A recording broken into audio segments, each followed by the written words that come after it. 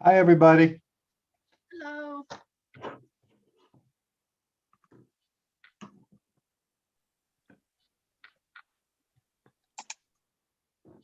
Can everybody hear me okay?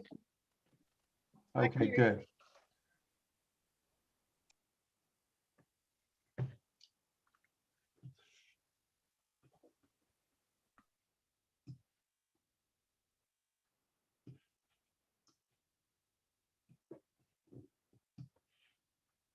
Dennis, it's great to meet you. I'm Caitlin Ray. Thanks for having us today.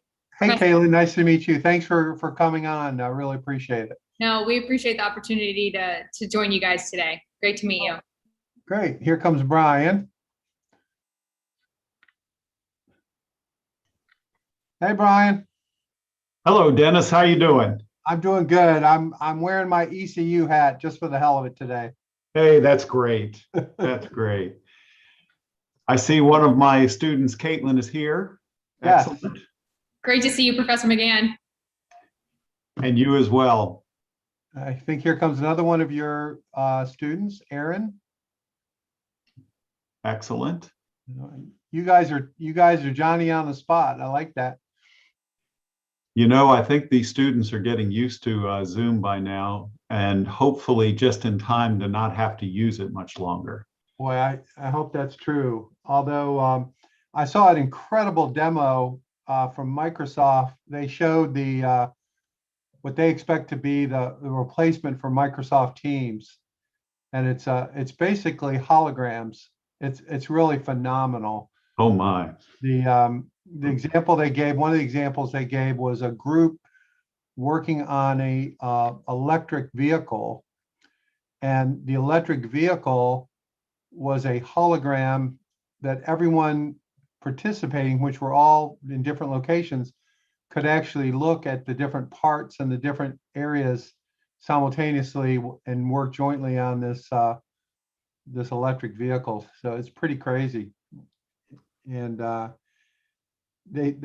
little preface for it was that people were very happy to have this as a replacement for regular video calls, but the business airlines are not too excited about it because they feel like there'll be far less reason to travel for business if you can just get everyone together in a three-dimensional holograph and do your work. So I don't know.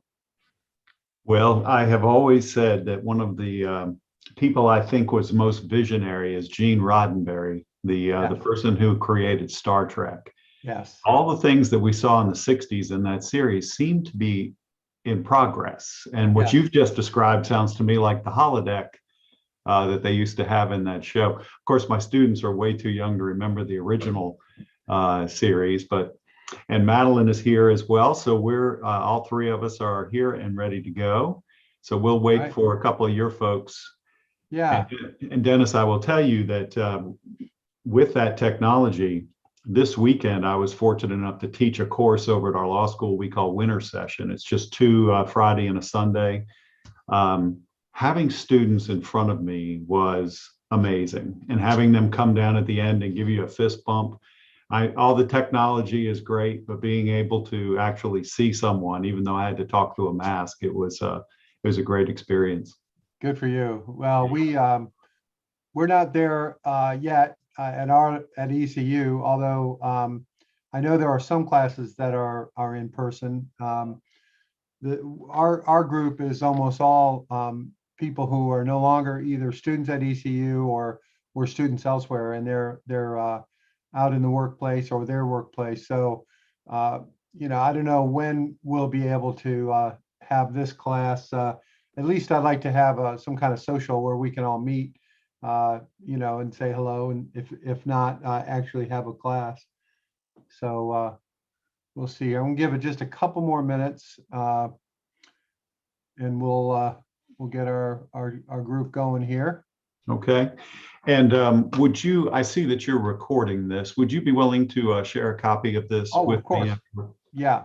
Perfect. Now, we, because a lot of our folks work and they occasionally will miss a class, we record them all and then we post them on our YouTube channel so that people can take a look at them. And we even have, I believe we have your session from last time is posted on our YouTube channel. So we do a pretty good job of, thank God for interns who know what they're doing is all I can say, because this would be a fruitless effort if it was up to me. Okay, I'm going to give it one more minute. And hi, Zach. How are you today? Doing well, thank you. Doing well, Dennis. All right. Zach is our Western element. He's in Asheville and has a delicious chocolate shop, which is a good thing because if it was here, I might be tempted to visit quite a bit to make sure he's making a high quality chocolate, That's all right. We do mail orders. Okay. Okay. Oh, I'll keep that in mind. So Zach, I assume you have a website? Yes, sir. Getting better by the week. Is that the name of the website? Asheville Chocolate's the name of our company, and avlchocolate.com is our website. Yes, sir. Yeah, Brian, I'll be sure that you get the link to everybody. We have a wide variety of delicious items in our class. We even have crawdads, live crawdads that you can order, which are grown in a pond on a farm not too far from Greenville, I think in Grifton, if I'm saying it right. But we have grass-fed beef, pork. We have, in fact, the guy who's just coming on now, Joe McGowan. Joe actually sells hot dogs, hamburgers, and bratwurst that are injected with booze. So it's booze flavored hot dogs, hamburgers, and sausages. And I've successfully avoided ordering them so far, but it won't be much longer. I start begging these guys for, can you please send me a sample or something? How the hell am I supposed to talk about it if I never had it? But anyway, I digress. I'm going to have to try one of those for sure. And Dennis, I don't recall if you met my colleague, Thomas Williams, who was the supervising attorney last time, but Thomas has just joined us. Good to see you again, Thomas. Likewise. All right. So I'm going to wait one more second here. I think some people we're a little bit late. So to give you an idea of what's going on in the class, Brian, just to kind of set you, last time our class was a pilot project for Pitt County was our kind of our effort. And now we're on I forget the formal word, but it's a 1-year grant to run 4 of these sessions, 4 10-week sessions. And we have a minimum of 20 companies per session. And it basically, while oriented toward Eastern North Carolina, we are able to take folks from all over North Carolina. And we do expect after this year, if we continue our upward progress, that this would actually be a statewide effort, and we would actually expand it even more. We had 106 applications for the 20 slots this time. So the word is getting out. I don't know why. I guess I paid enough money to somebody. I don't know. But we are getting some attention, which is good. And I think we've been helpful to folks, at least I like to think so. And so I've got, I think I'm going to throw the flag. I think others will be joining, and I will do my best to make sure that I see that I admit them. I have to admit them because Brady, my intern, is not here, and he is really good at that. And so I'm going to have to stumble along. But with that, Brian, I'm going to turn it over to you and your associates at the Duke Venture Law Clinic. Well, thank you for that. And 106 applications, boy, that does give you pause that there's such a need out there. And we so much appreciate you all offering this. I see that NC IDEA is now involved with you as well. So I know them well, and I know the work that they do.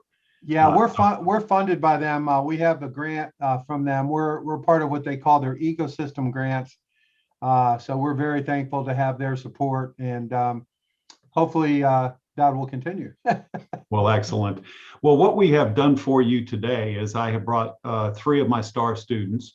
I'll allow them to introduce themselves as they give you a little presentation on what we think are the main things we're asked about when a new company comes to our student attorneys and comes to our clinic. These are the things they typically want to know most about different entities and what type of an entity should you be, the financing of the entity, what are the available sources of money, and also the intellectual property that you might be creating in your entity. How do you protect it? How do you make sure you don't give it away? Those kinds of things. So I've got Caitlin, Madeline, and Aaron, and they have prepared some slides for you. So I know, Dennis, you said you don't have your intern with you, but are you able to make them a co-host? Well, so far I've made you, so let me see if I can continue that good luck. So let me try. Aaron is one. I think Madeline's just going to run the slides too. If you just want to make me the co-host, I can. Yay, Madeline! Yay! Yes, I succeeded in doing that. Madeline, did you? Does it look like it's working? I think so. I just was able to admit someone, so I think I have some powers here. Oh, superpowers! Yay! Madeline's going to be running point for us today. She'll be kicking us off with IP, but maybe we can just quickly go around and introduce ourselves before we hand it off to Madeline. But my name's Caitlin Ray. I'm a third-year law student, and we're really thrilled to be with you guys today. So we're looking forward to a good discussion. Aaron, go for it. Yeah, hi everyone. My name's Aaron. I'm a second-year law student, and I'll be talking to all of you guys about what entity to choose, and I'm looking forward to it. Okay. Lastly, I guess I'll be kicking us off. My name is Madeline Hess. I'm a third year at Duke Law School, and I will be talking about IP and kind of narrowing it in the scope of, startup companies. So can everyone see my screen? Yeah. Okay. Yes, looks good. Okay, perfect. Okay. So today we're going to be talking about the 4 main buckets of intellectual property, and these consist of trademark, copyright, patent, and trade secrecy. So I'm going to kick it off with trademark. I feel like this is what we see the most of in the startup venture clinic. Trademarks are probably the most familiar to people. You see them every day at the grocery store. Clorox, Windex, I could go on and on. So what trademark does is protects the exclusive use of a mark that's used to identify the source of a good. So, what people want is they want to know when you buy something or buy a service, where's that coming from? And you can kind of use company goodwill. So in terms of protecting a certain mark, there has to be some sort of distinctiveness. And typically in trademark law, there's this spectrum with 4 kind of buckets of marks. And the least descriptive are generic marks, which is essentially just the name of the good. So you can't get a mark in soda or something because people need to be able to use that term to describe, what they're buying. Descriptive goods are protectable only if they've acquired secondary meaning, which kind of is essentially, this term is just descriptive of the service or the good you're buying. So, sort of like Best Buy, it's like that doesn't really describe anything. I don't know what just happened. but they can be protectable if they've acquired secondary meaning. So consumers, in the mind of the consumer, they associate Best Buy with your company.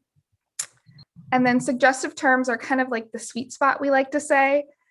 So suggestive terms kind of hint at, what you might be marketing, but, they're not just descriptive of the types of goods.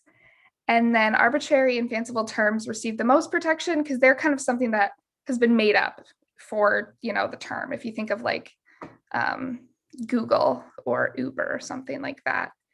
And then one thing to note is that the distinctiveness determination is context specific. So obviously, let's use the term apple. You wouldn't be able to trademark the term apple for the fruit apple, but apple for computer and technology products is a protectable mark. There are two kind of avenues of protection. You have federal protection and state protection. Typically, federal registration is preferred. It kind of gives constructive notice to the entire country rather than like a geographically limited sector. And so, in today's world of online buying, it's really important to kind of have that federal protection. And then another thing you want to look out for is just make sure you're not infringing anyone else's trademark or that no one's infringing on your mark. And the factors are typically jurisdiction specific, but the court's going to do a likelihood of confusion test, which will depend on certain factors like the strength of your mark, the similarity of the marks. So that kind of goes back to when you're registering your mark, these suggestive or arbitrary marks are going to be stronger. So you're going to have a greater likelihood of winning a likelihood of confusion test against a competitor. So next, copyright this is what you typically think of like creative works, I would say. So copyrighted forms can take many forms, motion pictures, you think of like art, but it really can apply to startup businesses in for things that you don't think of as creative. Copyrightable content can be promotional materials, brochures, web design, stuff like that. So one thing about copyright is they exist automatically at the time that a work is created and fixed in a medium. But you also might want to think of registering marks. It kind of gives people notice that your work is copyrighted and allows you to recover fees. In terms of kind of what small businesses need to worry about is, making sure that you own all the copyrighted works that might be created for your business. So without an agreement stating otherwise, the creator of a copyrighted work, so, if you hire someone to do your web design, without an agreement stating otherwise, they are going to be the owner of that work. So you want to make sure that everything's in writing and that you own all of your IP. So patents protect new inventions. And this is kind of the most technical area of IP that you'll deal with. Patent protection is expensive and kind of timely to get, but it's very important to patent inventions that you want to exclude others from using. So it's important to note that patent protection, it doesn't give you the right to do something, but it gives you the right to exclude others from doing it. It's a federal law. Obtaining a patent can cost anywhere between $10,000 to $25,000, and this includes attorney's fees and USPTO fees. You can try to get a patent on your own, but it's a very technical, kind of lengthy process back and forth between you and the US Patent Office. But you will have 20 years of essentially a legal monopoly. And in return, you have to publish your patent so that, you're giving information up, but in return, you're receiving a monopoly. So you can kind of practice that invention for the 20 years. And that's from application. So the kind of years you're spending going back and forth with the patent office will count towards that 20 years. There are a few statutory requirements for a patent. We don't need to get into these because they get a little bit technical, but essentially the invention has to be new. You can't patent something, that people have been doing for years. It has to be useful. And then there are a couple judge-made exceptions in terms of subject matter that are kind of just ideas that we don't want anyone to have a legal monopoly over. And some of these things are, just natural items and like formulas, or, no one can own the E=mc² formula because that's just exists in nature.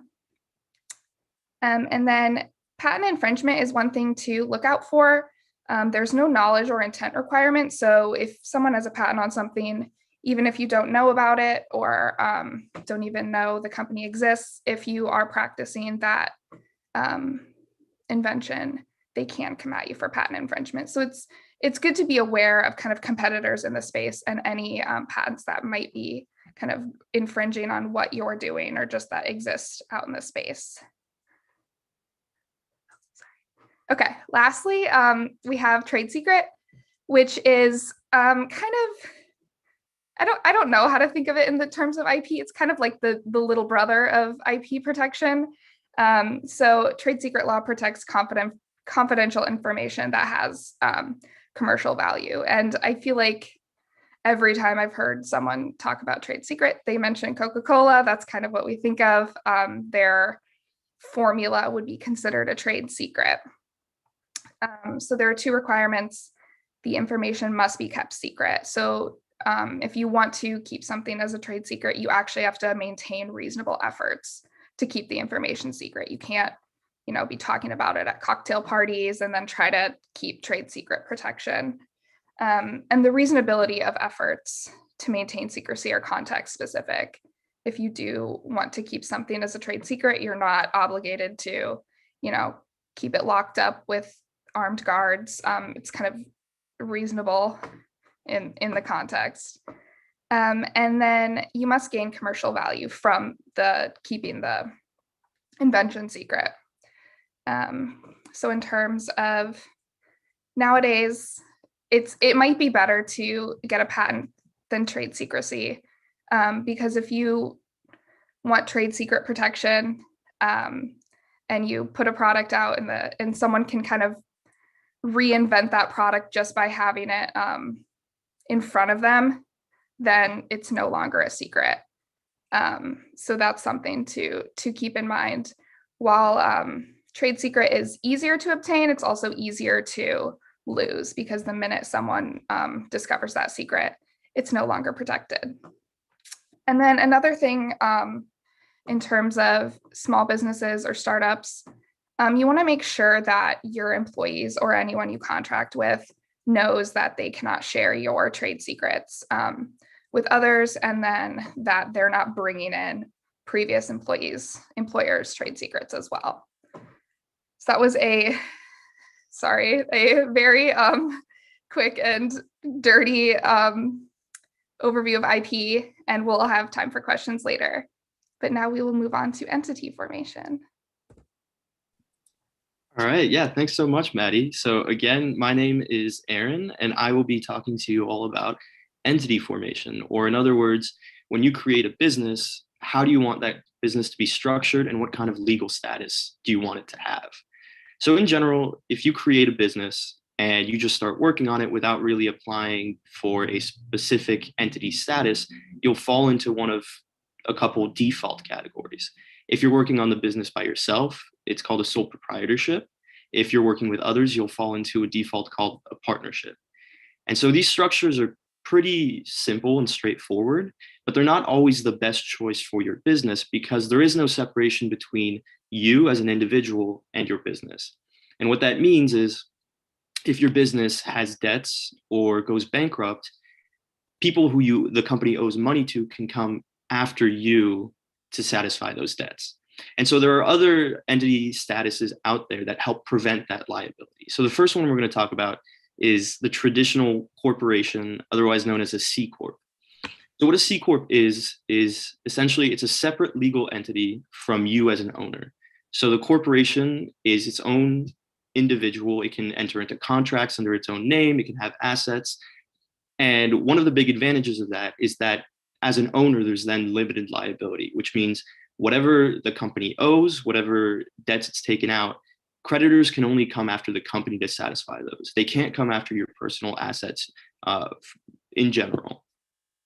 So corporations tend to have a little bit more complex of a legal structure than something like a sole proprietorship or a partnership. There are a lot more rules and regulations around, how you structure your company, how you, make decisions, how those kinds of things take effect. So it's a little bit more complex than just having a sole proprietorship, but that limited liability is a big advantage. Corporations are governed by state law. So depending on where you choose to incorporate and what state you incorporate, there can be slight differences in the laws. The most popular state for people to incorporate in is actually Delaware for various reasons. But in general, because most companies have started to incorporate in Delaware, it just makes sense in terms of consistency to have more and more people incorporate there. But keep in mind, you can incorporate in any state. So Matt, if you want to go to the next slide.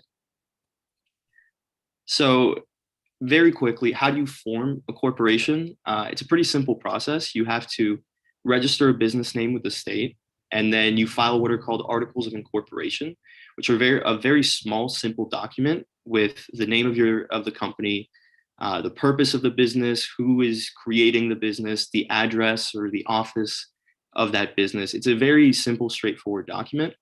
And once you submit that to the Secretary of State for whatever state you're incorporating in, you get a tax identification number so that the corporation can get taxed, and then you're on your way. So looking now to the pros and cons of having a corporation. So one of the clear advantages is that limited liability that I discussed before. The fact that the creditors can't come after you for the debts of the company. That's a huge advantage for a lot of people who don't want to risk their home or their family's money to try and create a company. Another advantage is it's very easy to transfer ownership. The corporations have something called stock, which are separated into small units, and each one is worth the same amount. And so it's very easy to transfer partial ownership in certain quantifiable amounts. It's also, for that same reason, very easy to raise capital because it's easy to parcel out certain amounts or certain percentages of ownership in the company based on how much money people are contributing to you. There are some disadvantages, though, to having a corporation. Namely, the first one is double taxation. And what that means is whatever profits the corporation makes gets taxed at the corporation level. And then whatever money comes back to you as an owner gets taxed again on the personal income level. And so over the long term, this can represent, losing a little bit more money in terms of taxes than you would in some other entity statuses, and is something to keep in mind when deciding what you want to choose. There are also administrative costs. It costs money to incorporate. It costs money every year for yearly fees to the state. And another disadvantage is that there are more formalities in operating a corporation than in others. So, rules about how to structure meetings, who can vote, how you can issue stock to other people. There are a lot of formalities to adhere to, and this can be a little tedious for small businesses who are just trying to keep moving forward. So next, we'll talk about the limited liability company, or the LLC. Now, this is a relatively new type of business. I think it's only been around for a few decades now. And what the LLC is essentially a hybrid between that corporation that we just discussed and the traditional partnership. And so as a hybrid, the LLC has the advantage of having both that limited liability that protects you as an owner, but also gives you something called pass-through taxation, which I'll discuss more next slide. But pass-through taxation helps avoid that double taxation issue that we saw with the corporation. Again, just a small point, limited liability companies are governed by state laws. So deciding which state to register your LLC in might impact a little bit what rules and laws apply to your company. So this is something to think about when deciding where to register your LLC. Now, the next point, just quickly, how to form an LLC. It's similar to a corporation where you get a business, then a name for your business, and you file what's called a certificate of formation. Very similar to the certificate of incorporation that I just discussed before. It's a little bit simpler. I think it just has like 4 or 5 items that you need to fill out. And then the bulk of it is drafting what's called the operating agreement, where LLCs are given a lot of flexibility in how to structure themselves and how to decide, the rules of how to allocate profits or how to manage the company. And so the operating agreement is the contract that essentially lays out the exact rules for the LLC. And so this can take a little bit of time and effort to make sure you draft it the right way and don't forget any important provisions. So now looking at the pros and cons of having an LLC, the advantages, again, limited liability, having that is a key advantage. Another advantage is that flexibility that I just mentioned. When you structure your company as an LLC, you get to have a lot of flexibility in deciding how do you allocate the profits of the company. Do they go only to specific owners based on how much they own, or do you want it to be more based on how much they contribute to the company? So you have flexibility in how to structure that. And same thing with the management of the company. You can decide who's in charge of managing. Is it the owners? Is it someone that the company brings in? What powers do they have? So the last advantage is what I mentioned before, or what's called pass-through tax treatment. And that means that all of the profits and losses of the LLC are passed through directly to the owners. So they're not taxed at the LLC level, but they're taxed at the individual level, meaning there isn't that layer of double taxation that I mentioned before, which in general, pass-through tax treatment does end up saving money because there's only that single level of taxation. But there are some situations where you should be careful with pass-through tax treatment. And I'll mention some of those in the next slide. But the disadvantages, it can be expensive to draft that operating agreement because depending on how you want to structure your company, it can be a pretty tough legal drafting exercise. So you might be paying for a kind of a lawyer to come in and do that. Transferring ownership is usually very hard. Most LLCs have rules that you need unanimous approval from all the owners to transfer ownership to anyone else. Raising capital for that same reason is a little difficult because you need unanimous approval to bring on a new member or a new owner. And one of the other big disadvantages is that because LLCs are so new, it's a little bit more uncertain how laws are going to treat them. There haven't been that many court cases that set the limits of what's allowed, what's not allowed. And so when you are structuring your company as an LLC, there's a little bit more uncertainty there. So now that we've gone over the differences between corporation or LLC, one of the big things is when you are starting your company and you're deciding what to choose, what are the considerations that you should be taking into mind to help you make that decision? So I've laid out a couple here that I think are important. The first one is administrative concerns. So this refers to things like upfront costs. Corporations and LLCs tend to have different costs like upfront when you register. And over time, corporations will have yearly fees that might be too much for you. So you might decide to shy away from that if it's too much. The other thing is, corporations are a little bit more formal and structured. And so there might be, all those formalities that we talked about. Is that something that you want to have to deal with as a small business?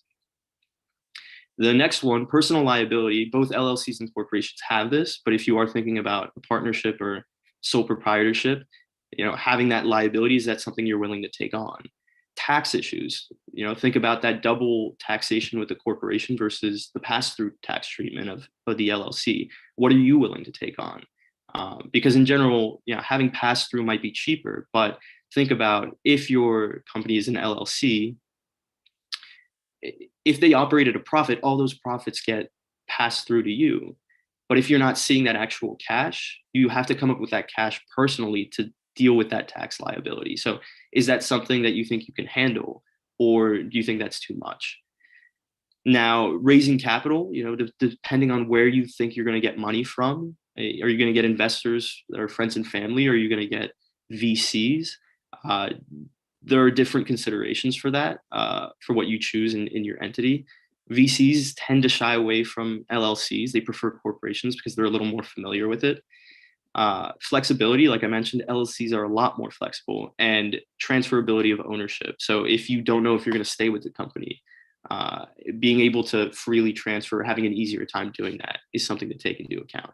So when you think about what decision to make, everyone has a different list of priorities, and there is no perfect solution, but thinking about what's right for me, what are my requirements, what's a deal breaker, and that's the best way to approach the decision of what to do. And the last note is the decision's not set in stone. If you decide to choose an LLC and then you change your mind 5 months down the line, there are ways to switch from an LLC to a C Corp. So you want to try to get it right the first time to save yourself some headache and extra expenses down the road, but it's not the end of the world if you get it wrong.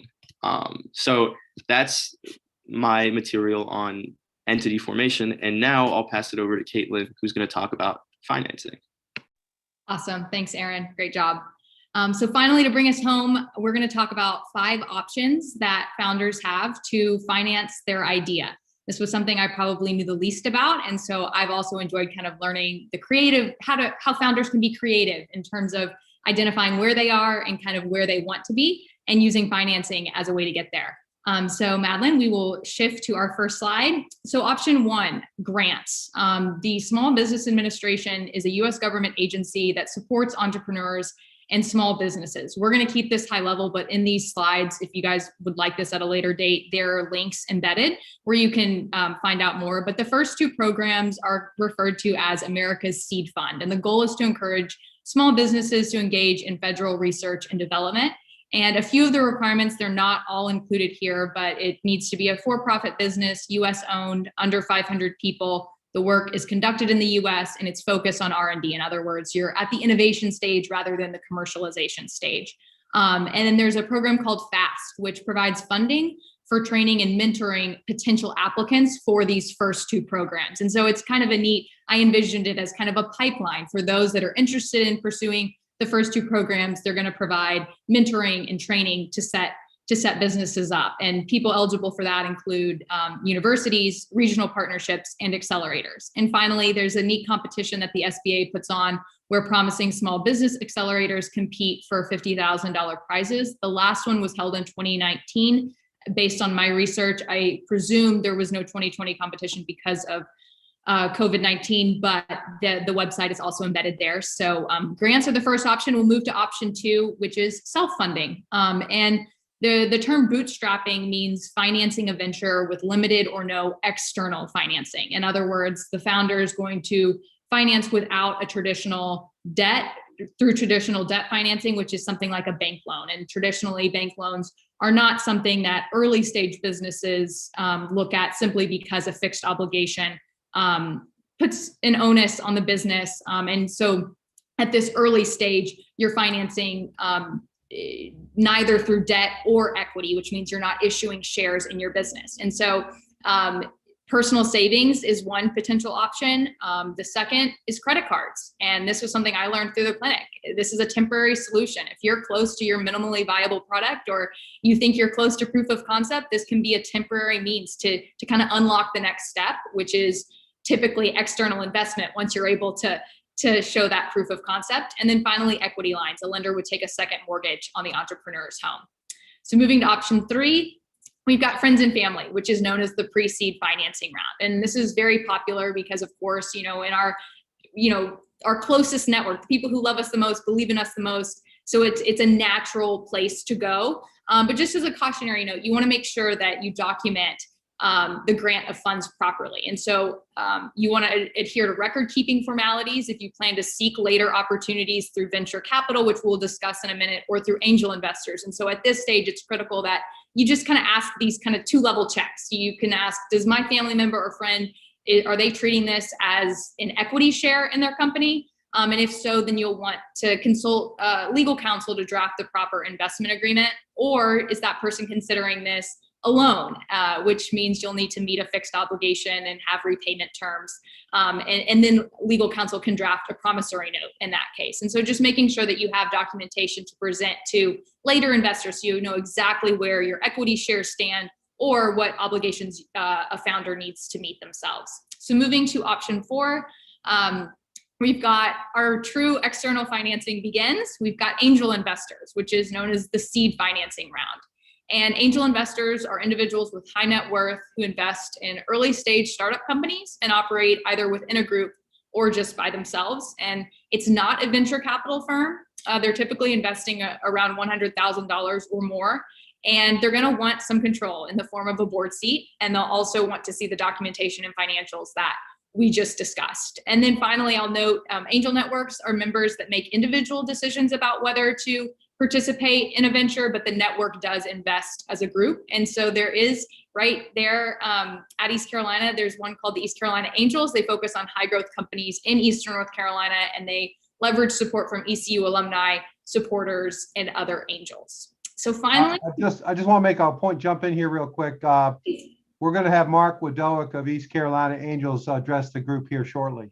Oh, fantastic. Then we will wrap up so we can get to his presentation. But finally, we've got venture capital, which is Series A financing and beyond. And I know I just said Series A, but it should also be known as serious financing because VC firms are going to demand a level of control through a board seat and an active role in management in very specific terms. So they can take anywhere from 25 to 55% equity, and they're also going to want preferred stock that comes with special rights. Financings at the VC level are usually worth $3 million or more, and they typically target tech, life science, and medical device startups. This is just a pool of capital from sophisticated investors that really seek out high growth early stage companies. And that's why you can think of venture capital as transition capital. They're wanting to take a company ready for that next step. And then exit through a sale or an initial public offering. Whereas we hear private equity thrown around a lot, and they are different in the sense that they are vulture capital. They want to buy a company out, fix the inefficiencies and problems, and then grow the company. So that's just kind of a high level view of the 5 options that founders should consider. But it's been a pleasure speaking with you guys, and we're happy to answer any questions, or if you guys need to move on to your other speakers, feel free to guide us. Thanks, Dennis. Yeah, no, we don't have any other speakers today. You're the star. I do have a couple things I want to point out to the group. Another category that's seen quite a bit of venture capital this year has been agricultural technology, ag tech as they call it. So there has been a fair amount in that space. Some of it is related to biological type stuff like seeds and that kind of thing, but there is a growth in that arena. The other thing I just want to point out to the group, and when you have a company that's really ripe for some sort of outside investment, venture capital, one of the things to keep in mind is what they're really looking for is traction and growth. They're looking for the ability, not only has the business grown to the point that it is, but that it has the potential to grow even more. They're really looking for that growth potential. And in my case, I've raised venture capital 3 different times. In one case, the venture capital firm actually redid our capital structure from the beginning. We had started off, believe it or not, as a nonprofit, and they came in with our help, our agreement. We totally redid the capitalization because we were experiencing fast growth, and that's what they were looking for. So they didn't focus too much on our legal structure. They were much more interested in our prospects going forward. So I'll just throw that out there. Yeah, I'd love to talk to you more about that, Dennis, that with the ag tech and what availability of venture capital is there in the eastern part of our state. If you talk to a lot of folks up in this area, in the Triangle area, they tend to focus around our hospitals and the healthcare sector and all of that. So it'd be interesting to learn what is out there for others. We did have one question in the chat that maybe we could just start off with, and maybe one of our students could handle that, and that is, what is the difference between the S corporation and the C corporation? We talked about C corporations, but there was a question in the chat about S. Aaron, did you want to handle that? Yeah, I'm actually going to defer this question to Professor Williams because I'm not too familiar with S corps, and I just want to make sure I'm not giving any wrong information to everyone here. Yeah, I'm happy to help, and Brian, you can weigh in as you see fit. It's always a collaborative effort to answer these questions. It's a great question you pose, and I guess the place to start is with the basics of an S corp. So they are corporations similar to a C corp, right? They're within corporations, we have this C corp animal and this S corp animal. So S corps differ for a couple of reasons. One is the tax treatment. So in an S corp, we're going to see what they call pass-through taxation. Aaron talked about double taxation in his presentation, so that's one difference. The other difference is who can be a shareholder in an S corp is pretty important. And so usually, legally, excuse me, not usually, it's going to be limited to 100 people or fewer, and they're all going to have to be born in or, citizens of the United States, right? So naturalized or otherwise, but there's that piece. Brian, do you want to jump in? Yeah, the S corporation was much more popular prior to the advent of the LLC, which is very similar in its structure. It has not replaced it, however, because it is a corporation and it is seen as such. But it's that pass-through taxation, which means that as opposed to a C corporation that will pay a corporate tax, and then if there are distributions to the owners, that would also be taxed. It's basically what they call a disregarded entity for tax purposes. The IRS doesn't require any corporate tax for the S corporation. The profits or losses flow through to the individual owners, and they put those profits and losses on their own personal tax returns. My company was, one of my companies was an S corporation, and the pass-through taxation is nice. It allows you to avoid that double taxation. If there are any particular agricultural components to an S corporation, which was what was in the chat, I'm not familiar with those. A lot of S corporations are family businesses and closely held companies. So it may be that that's why some family farms were set up as S corporations. Typically, an accountant would recommend one way or the other. So that is basically what the S corporation is. Yeah, I would just to piggyback on Brian, sorry to jump back in. A lot of times the structure and choices of entity form does have a lot to do with tax consideration and implications when you step back from the individual entity and look at the larger picture. So I think at some level answering that question is a little tough because we don't have the full context of all the choices that were made and all the kind of thinking around the accountants and the lawyers involved. So I would just add that little piece. Can I ask you guys a question about, I don't know if the right word is domicile, legal domicile?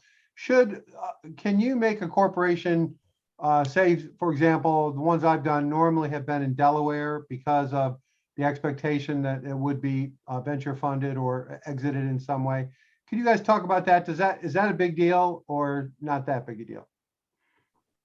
Brian, you want me to start? Or you want to take it?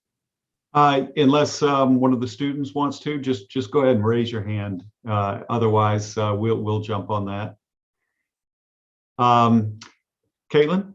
I see Caitlin's hand go up. I think they can all take it. So No, I'm going to start the answer, but then Professor McGann and Professor Williams are going to need to bring us home. I learned this from Professor McGann this semester is that a lot of times venture capital firms will look for a Delaware C Corp.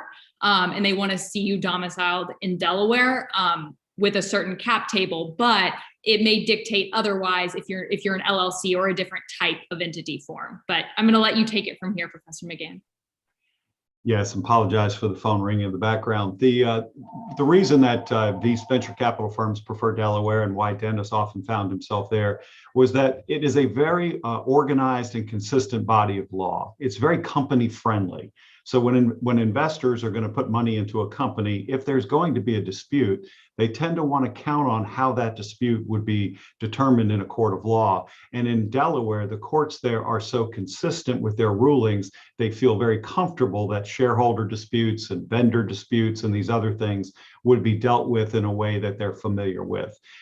It is the home to 66% of the Fortune top 500. So you can see that even California companies can be registered in Delaware. Now, to answer, Dennis, your question more specifically about what's the relevance to someone in North Carolina that might have a Delaware corporation. What it means is that you simply have to file a form in North Carolina saying you're doing business in this state. You can be a Delaware corporation. You have to have representation there. So you would hire what they call a registered agent to be there to receive any type of lawsuits or something else that might come to your company. So you're represented in Delaware, but you can have your principal office in North Carolina. It does cost a little bit more because you have to be represented in both states. But if you're doing business, significant business in other states, you would want to register to do business in those states as well, regardless of where you have filed for your company. So it's not something that we typically see unless you're going to need this external financing that is more from sophisticated investors, things like that. You'll see mostly LLCs and C Corps formed in North Carolina for businesses that plan to do business mostly in North Carolina. That it isn't necessary to go to a different state. Can I jump in just for a second? Sure. And then I had just one other different question when you're done. Yeah, sure. No, I think one of the things we often see in the Startup Ventures Clinic is a failure in some instances for folks to understand that none of this is written in stone. And there is a lot of room to get there when you get there. So, right, folks who will register and create their entity in Delaware when they don't even have proof of concept, with the expectation of this money that is going to come much further out in the process. And there are real costs to setting up a corporation in Delaware with kind of 10 million shares, which is the structure. And so to be really mindful about like what is actually right in front of you versus what the dream is, and to know that you can lean into that aspiration at some later date. But to get things off the ground and running, there are much cheaper ways to do things, especially if you're bootstrapping, kind of to Caitlin's point, and don't have someone kind of hovering, looking to invest early on. This would be a question for you, Dr. Williams or Brian. As far as a corporation paying state taxes, if you're a Delaware corporation doing business in North Carolina, do you find yourself end up owing tax in both Delaware and North Carolina, or just the place where the transactions took place? Yeah, I'll start on that one. You would definitely have to pay tax in North Carolina. We do have a state tax here. In Delaware, there is no state tax, but they have a very complicated franchise tax model where you will pay some taxes there, even if you really aren't doing business in Delaware, you're just registered in Delaware. There are two different ways that you can pay it. Most companies end up paying $400 or so a year, although there is a small company amount if you have a certain number of shareholders or whatnot, and you don't do you just do a small amount of business, it can be cheaper, but it's typically going to be about a $400 franchise tax in Delaware per year. North Carolina, however, does have state taxes. Shareholders in my company, a lot of them are in Colorado. They pay state tax in North Carolina and in Colorado. So if that answers your question, Dennis, I think yes, they're going to find you. One way or the other. Okay. I think Professor Williams' point about doing what's in front of you, many of our companies are doing business locally or regionally.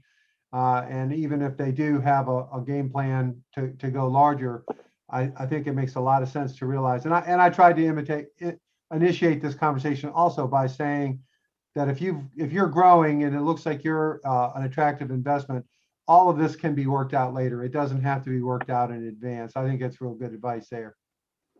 Yeah. Hey, sorry, go ahead. No, I was just going to say, I think as you make these choices around entity, to be thoughtful about short-term versus long-term costs is a thing that you are more than capable of doing yourself, I think, at some level, but also like really can be a critical piece of making sure you're not paying a lot more in kind of franchise tax than you need to, or kind of that registered agent cost, all those little pieces that add up. Yeah, I have a question more about, first of all, great information, great presentations. I know we could sit here and probably talk about this all day, but can you talk a little bit about the Duke Venture Law Clinic? What is that? Is it Is it accessible, like a free service? Is it accessible? Like what does that all entail and involve? I will be happy to take that. We are a pro bono clinic. So what that means is that we work with those companies or entrepreneurs that otherwise couldn't afford legal fees. It is an agreement we have with the State Bar of North Carolina that because we do have practicing members of the bar, both in your area and up here in the Triangle, we try not to take business away from them. However, if an entrepreneur had no choice, could not afford legal fees, then we are there for those companies who apply to us and we accept. Through our partnership with the Miller School, we've gotten quite a few more companies coming out of Greenville in the area, and we certainly encourage all of you all who would like those services to apply. Basically, our student attorneys are what make this all work. As you see, Madeline, Aaron, and Caitlin, not only are they well knowledged now in the areas in which they're studying in school, but they've typically all now worked in law firms, at least in the summers, throughout their first and second years. And all three of them are already employed to head to their destination when they leave us. So they'll be doing this kind of transactional work and working with entrepreneurs and early stage companies. In fact, Madeline is already patent barred, meaning she's already sat for the bar that allows you to draft and file patents, which is an amazing accomplishment for someone who's still in school. But that's basically what we do. We work with those entities and entrepreneurs who otherwise would not be able to get that service. And we do things for them like form entities, help them with their equity documents, make sure that their founder stock has been done properly. We work on employment issues. Thomas is very well, I'll call him an expert in FDA law. So when we have a company that is basically offering a food product or something that relates to the FDA, we can work with them on that as well. So we have 13 clinics at Duke Law School, and we're just one of them, but we have a specific thing that we do, and we handle about 50 clients every semester. So every January and every August, we have a new cohort that comes in. Great. I appreciate that. Thank you. Mm-hmm. Hey, this is Joe here from Booze Dogs, and very dedicated Demon Deacon. So thanks for showing up. I just kind of make that call out there. But question for you, Madeline. Is there ever a scenario other than cost where a trade secret is preferred over a patent? I'll try my best to answer this. I think when you think of a trade secret, it's ideal when a customer, when they get your product, that they're not going to be able to like figure out what's in it, kind of reverse engineer. So in your scenario, you're making booze hot dogs, correct? Amazing. So I think a trade secret would be a good move if you are confident or think that, you know, even giving the product out to consumers, that they're not going to be able to figure it out, because once, you know, it's out there, then your trade secrecy protection is gone, if that makes sense. I don't know if Brian or Thomas want to chime in. Yeah, Madeline, I think that's really good. I think recipes are one of the spaces that feel like a good fit for trade secret when we talk about like Coca-Cola, which is probably like the ultimate trade secret. I'll just say too, as you think about what choices to make, to think about what policies need to follow, that doesn't kind of live in a vacuum as you decide to trade secret. So who has access to those recipes? You know, what is the structure around divulging those recipes? What are the other documents that you want to have them execute? And how will you actually like physically protect that? So I think you raise a really important question, but I like to just make sure that folks are approaching it holistically in terms of how the business will operate and work, and how to keep those protected. So I think I maybe was talking to Aaron a few weeks ago about trade secret, and maybe you mentioned this cooking show. Do you guys know what Vegemite is? Yeah. It's not delicious as far as I'm concerned, but it is a big player. And I was watching this cooking show, and they talked about how they went to like the Vegemite plant, and we're just talking about how only 5 people in a company of thousands and thousands and thousands of people knows the actual true recipe. So, right, what is the corollary for you? Is it like 1 or 2 people?